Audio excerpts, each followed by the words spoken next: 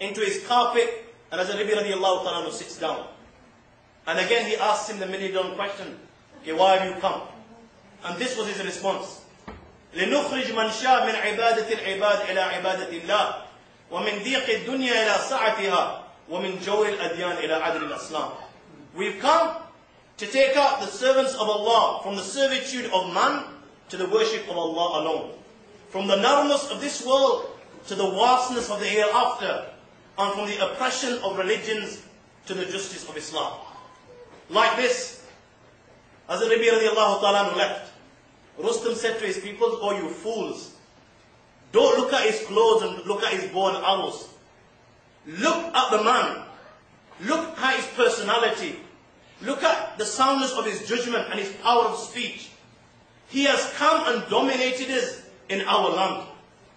When it came to giving sadaqah, charity in the path of Allah, then you would have the likes of Umar trying to surpass Abu Bakr. Umar comes with half of what he possesses and he gives to Allah and His Rasul sallallahu alaihi wasallam. And Abu Bakr comes with everything that he possesses, leaving Allah and His Rasul sallallahu alaihi wasallam at home. Every time the believers were in need, or whenever Nabi Kareem sallallahu alaihi wasallam made the call, tell me who responded. You would find Sayyidina Uthman Ghani radiallahu ta'ala anhu at the forefront. When Nabi Kareem sallallahu alaihi wasallam made the call, مَنْ يَشْتَرِ هَذِهِ الْبُقَّةَ مِنْ خَالِصِ مَالِهِ فَلَهُ خَيْرٌ مِنْهَا. The believers were in need of purchasing the land on which the masjid stands today. Masjid Nabi sallallahu alaihi wasallam. Who was the one that responded to the call? Uthman Ghani. When the believers were in difficulty in Madinatul Munawwara and they had no water to drink, and Nabi Kareem sallallahu alaihi wasallam made the call, مَنْ حَفَّرَ رُومَ فَلَهُ الْجَنَّةِ. Whoever purchased the well Ruma, for him is paradise. Who responded to the call? Against it was Uthman Ghani. In the Battle of Tabuk, when Nabi Kareem sallallahu alaihi wasallam made the call, مَنْ جَهَّزَ جَيْشُ الْأُسْرَةِ فَلَهُ الْجَنَّةِ. Whoever prepares the army of difficulty, he will get paradise. Who was the one that responded to the call? Again, it was Uthman Ghani, radiallahu ta'ala anhu.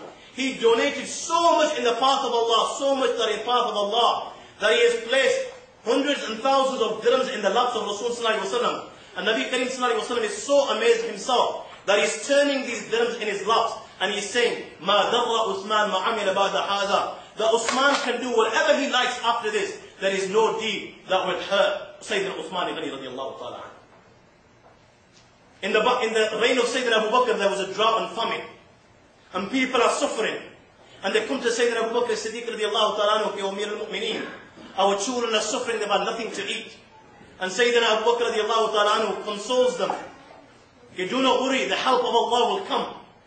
Come the evening and 1,000 camels of Sayyidina Uthman Ghani return. The caravan returns fully loaded. And all the traders come to Sayyidina Uthman Ghani. Sayyidina Uthman asks, why have you come? They respond, you know why we have come. He asks, how much will you give me profit? They say 2 dirhams. He says, I've been offered more. They say 3 dirhams. I've been offered more. They say 5 dirhams. He says, I've been offered more. They say, who's giving you more? There is no other trader in the whole of Medina other than us. He says, Allah has promised me for every dirham, Allah will give me 10 dirham. Can you give me more than this? They respond, we can't give you more than this. Then he says, then I want Allah to be witness that these 1,000 camels on what they carry is sadaqah for the fuqara of Madinatul Munawwara, for the poor of Madinatul Munawwara. They excel so much even in this field that the likes of Hasan Basri rahimahullah says, I met people, this dunya, this world, and the treasures of this world were more insignificant in their eyes than the filth is under your feet. He says, I met people that all they had was enough food inside their house to sustain themselves, to keep them alive. But even then, they would donate part of this to other people. Yet, they were more in need than the person that they would give the sadaqah to, than they would donate it to. When it came to zuhud, piety, and turning away from the dunya today, the world we've all become very materialistic and chasing the dunya day and night. These people, you will have the likes of Mus'ab bin Umair. Before Islam, he was the most well-dressed youth in Makkah al-Mukarramah, and he lived a life of luxury. he embraces Islam and leaves the world in such a condition that there is only one piece of cloth to cover his body. If his head is covered, his feet are exposed. And if his feet is covered, his head is exposed. Then you have the likes of Abu Zar. He left the world in such a condition that he did not even leave one piece of cloth which could be used as his kafan. You have the likes of Sayyidina Umar Farooq radiallahu ta'ala anhu. The dunya and the treasures are under his feet, and he would walk and roam the streets with a garment which had over 14 patches. You have the likes of Umar ibn Abdul Aziz. He is the Amir al-Mu'mineen, known as the 5th Khalif. And he's asking Fatima, yo Fatima, do you have $1 dirham, $1, with which I can buy grapes? And she turns around and says to him, you're the Amir al-Mu'mineen, and you don't even have $1 dirham with which you can buy grapes. And you know, when he left the world, even Leo III was crying and mourned his death. All the priests are shocked that Leo III is crying, because this is a believer that has died. Why is Leo III crying? He explains to the priests and the monks that today a just and pious king has died. There is no parallel to his justice and his piety.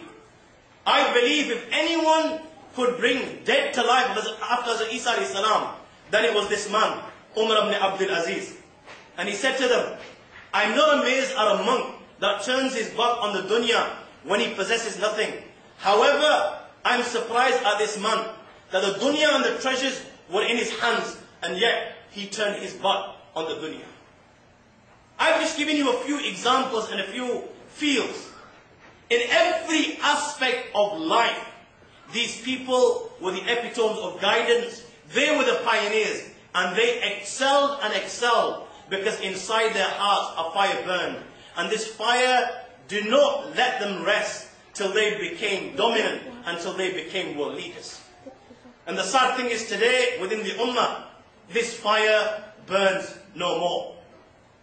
As an ummah, as a nation, we've become tusk deflated. We are bodies without souls. And all as a result of our internal disputes and fighting with one another. Just like the Quran warned, وَلَا تَنَازَوْا فَتَفْشُلُوا وَتَذْهَبَ رِيحُكُمْ. Don't fight with one another, don't dispute, or else you lose your strength and courage. As a nation, we are insignificant. We are zaleel. We are humiliated. All as a result of, just like our beloved Prophet Muhammad said, Al-Wahan, Hubb al-Dunya wa Karahiyatul Maut. The love of the world and the disliking of death. As individuals, we are worthless. It hurts saying this. But tell me, my brothers, what do you think is the status of one that, never mind any obligation, the most important obligation, your 5 daily prayers, he cannot even observe the 5 daily prayers? And you don't have to go far to see this. Look at our masajid. It's no different in England. Hundreds of masajid by the grace of Allah, with huge minarets, but you will find that they are empty. In Jummah, by the grace of Allah, they are full. But in your normal prayers, and especially in Fajr, you will find a handful. What is the value of a believer that, never mind any other obligation, he cannot even fulfill and observe his 5 daily prayers? And then at the same time we are excelling, not in good, but we are excelling in evil. The shaitan has got us exactly where he wants. And he laughs at us. Why? Because every evil that we can think of, we are doing this and much more.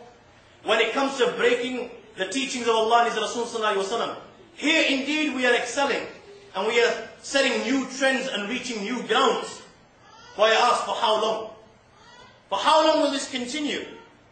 كَلَّا إِذَا بَلَغَتِ التَّرَاقِيَ وَقِيلَ مَنْ رَاقٍ وَظَنَّ أَنَّهُ الْفِرَاقِ.